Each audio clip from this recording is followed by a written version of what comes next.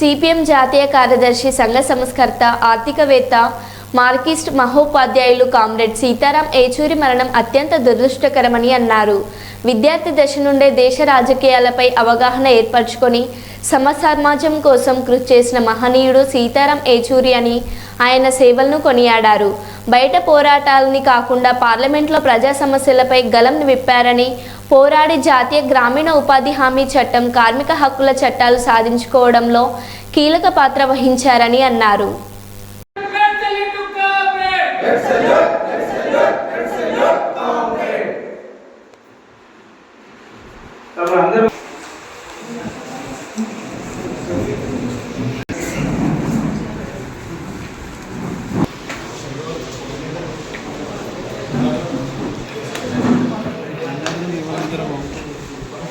కష్టజీవుల కోసం, శ్రామిక వర్గం కోసం, జనతా ప్రజాస్వామ్య లక్ష్య సాధన కోసం చివరికి కళావరకు కూడా ఎక్కడ కూడా రాజీ లేకుండా పనిచేసినటువంటి వారు అనేక మందితో తనకు సాహచర్యం ఉంది.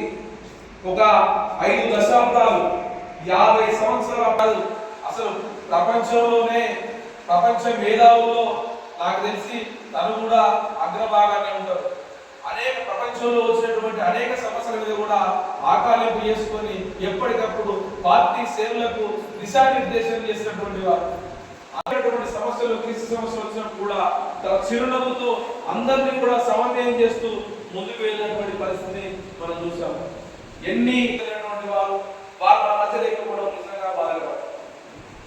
ఎస్ఎఫ్ఐ విద్యార్థులు ఎగరేసి 3 పర్యాయాలు అక్కడ ఆ కార్యదర్శిగా ఎస్ఎఫ్ఐగా ముందుకు పోతున్నటువంటి పరిస్థితి మనం చూస్తూనే ఉన్నాం.